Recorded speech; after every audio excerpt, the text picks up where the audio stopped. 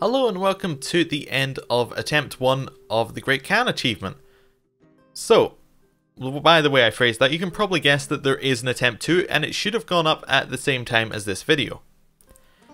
Now, I want to talk in this video about what went wrong in the campaign, because I feel like that's important in working out what we can do better. So I recorded another 2 hours or so of this attempt before I realised that it was well and truly dead.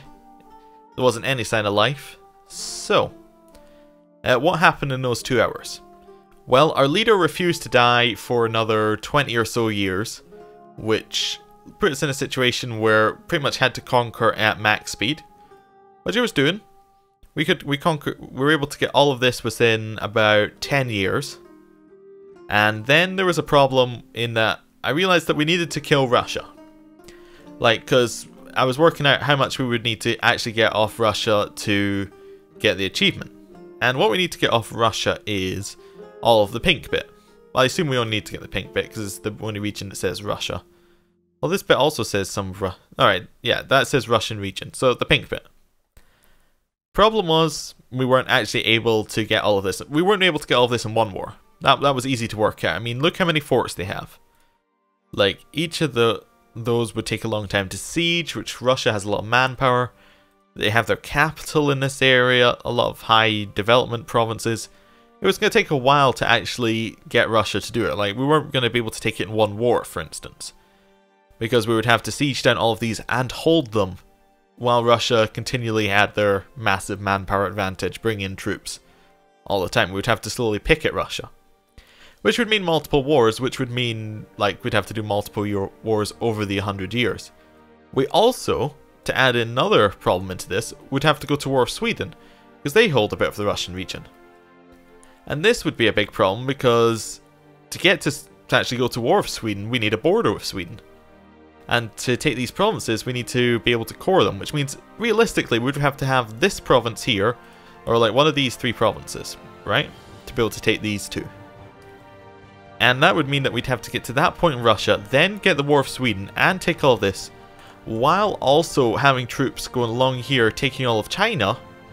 And China's not that small. I mean, they've got, what, over 100,000 troops with the same military tech level as us? And that was about the point where I realised that we need, like, after we went to war with Russia, and it ended up a bit like this. I mean, we could probably still win this war, get a few more mercenaries and things, but it wasn't gonna, like, it wasn't gonna work out cleanly. We were maybe only gonna be able to take our core back, if that. Like, yeah, and it took a lot out of the country. Like, we had to pay off, they were allied with Spain, Austria and Great Britain, have to pay them off, and yeah. So that was the point I decided it was going to end. So I thought that what I should do is I was going to start a new one, but instead of just starting from scratch and then maybe falling into some problem early on, then having to restart it again. I started about, I've gone about 100 years in. Like, I've done a couple, maybe 4 or 5 different campaigns of it, going 100 years in, and then picked the best one. The one that has a lot of chance of success. And I think that we should go with that. And I've been using some of the... I've been looking at some of the problems that we had in this campaign and then using them to make the new campaign better. So what were the problems? Well, I think the first major problem we had was our idea groups. These idea groups are... well, they're alright, but they're not that great.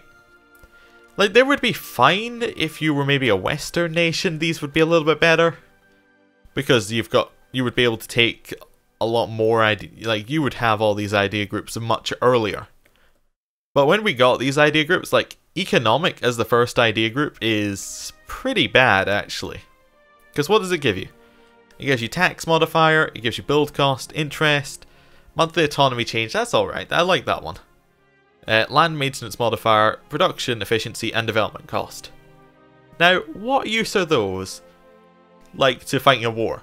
You have money. Yes, you definitely have money. There is no doubt about that. But the game has this brilliant loan system where you can just take out loads and loads of loans and pay them back with the money that you win from wars. Like, why would you take economic ideas past me? That's not a good idea. What's even worse is the next one that I took was trade. I mean, like, we already had the money making from the economic, and then took trade, like, so that we were, what, making more money? It doesn't make a lot of sense, really. The better idea group to take would have been administrative, because that gives you mercenary cost and core production, both which are fantastic. It gives you administrative technology cost, which is also fantastic. It, like, gives you goods produced, which is fine. It gives you available mercenaries. It still gives you the interest per annum going down, which allows you to take out lots of loans to pay for these mercenaries. And it's really a great idea group compared to the one we took, because this would have saved us so many admin points, and would have saved us a little bit of money, and actually quite a lot of money given the amount of mercenaries that we ended up using, that if we'd taken this early, this would have allowed us to have taken a lot more land, which we could have, like, spiraled into taking, like, into taking money, into taking more land. Like, it would have been great. Another issue that we did was we didn't use vassals aggressively enough. Like, we took vassals, fed them a few provinces, then ate them. What we could have done is we could have taken, like, a vassal and then kept them for a really long time, slowly feeding them. Like, I think we had Crimea over here, and we took maybe 1 or 2 provinces and then just annexed them. And what would have been better is taking Crimea, taking most of Kara, and then annexing them then. I mean, it would have been more difficult. We would have had to have dealt a little bit with Liberty Desire, but it's possible. And I did it in the next campaign that we're going to move on to. And yes, the third issue that we had was westernizing. As some people pointed out, westernizing isn't actually that good, because the Muslim tech group that you get from reforming your government, I think staying as a horde is a bad idea. Like, I really can't see you winning if you stay as a horde. I mean, I'm sure you can, but I don't think I can. But the Muslim tech group, if we go to Oman here, they still have that, is 40% more expensive tech levels, which it seems like you're getting the same. Like, you do technically get roughly the same bonus from switching from a horde to switching to Muslim tech as you get from switching from Muslim tech to switching to Western. But the thing is, like, Muslim tech is low enough now that the amount of points that you spend on westernizing doesn't make it worth it. I don't actually know if you can go from horde to Western, but maybe that would be a better route. Like, if you were able to somehow break your way through Lithuania, Poland, to reach maybe an Austria or Hungary, and then to switch straight to Western. Possibly that would make westernizing worth it. I don't think there's a way of doing that, or at least not a very efficient way of doing that. But I don't think switching from, like, horde to Muslim then to Western, because to switch to the Muslim tech group, you have to spend a lot of admin points. You have to spend 200 admin points to do it. You have to take an admin idea group. You have to lower your stability by 5, which also costs admin points. You have to get your stability to 3 before you do that, which costs admin points. Like, it costs so many admin points that it puts you really far behind on your idea groups. And then the westernization also costs points, because there are the events that are like, lose 120% westernization progress, or lose 100 admin points. Like, it's a bit difficult to justify the cost. Also, westernizing put us behind even further, because we had rebels that kept popping up because we had the westernization, which then fired off like 2 disasters or something like that, which really wasn't good. Like, I think we spent maybe 50 years in game just fighting rebels, and we could have spent those 50 years attacking another country, getting a bit of land. We could have taken like a march, like Oman, and then fed them land.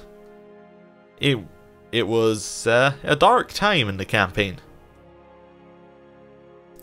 But on the positive side, a lot of things have been learned, and I hope to see you in the new campaign, which should be up at the same time as this video. So thank you for watching, and I'll see you then. Goodbye.